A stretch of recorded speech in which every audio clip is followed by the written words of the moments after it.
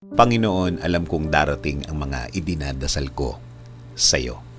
Panginoon, salamat sa lahat ng mga blessings mo na ibinibigay sa amin. Salamat sa patuloy mong pagbibigay ng pag-aalaga sa amin.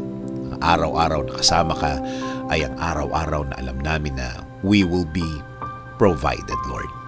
Alam po namin ang sitwasyon ngayon ay problemado pero hindi kami sa sitwasyon namin nakatutok, kundi sa inyo na, Panginoon namin, na kayang magbigay ng mga pangangailangan namin, Lord.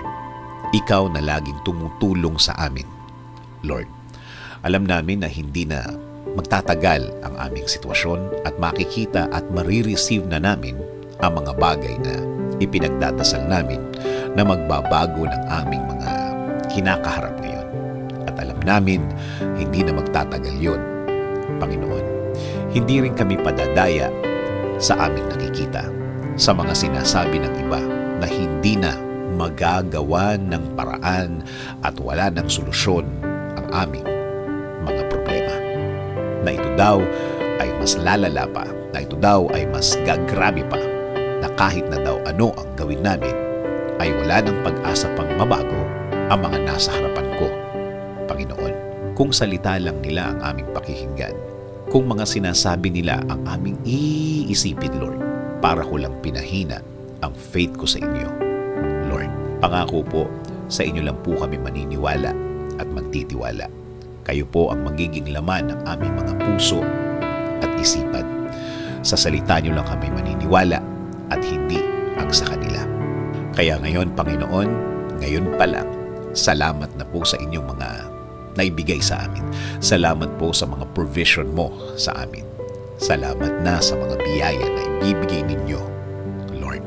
Kasama din po ng pasasalamat ng mga ibibigay ninyo sa akin at sa amin, Panginoon. Alam po namin na ang mga bagay na ibibigay niyo sa amin ay hindi na magtatagal. Hindi na magtatagal ang aming pag-aantay. Salamat din po kasi alam po namin na hindi lang kami ang ibibless nyo. Kasama na po ang aming pamilya. Sila rin po ay makakatanggap ng biyaya ninyo, Panginoon. Alam po namin na hindi nyo rin sila pababayaan, Lord. And Lord, please bless our country. Kayo na po, Panginoon, ang bahala sa aming bayan.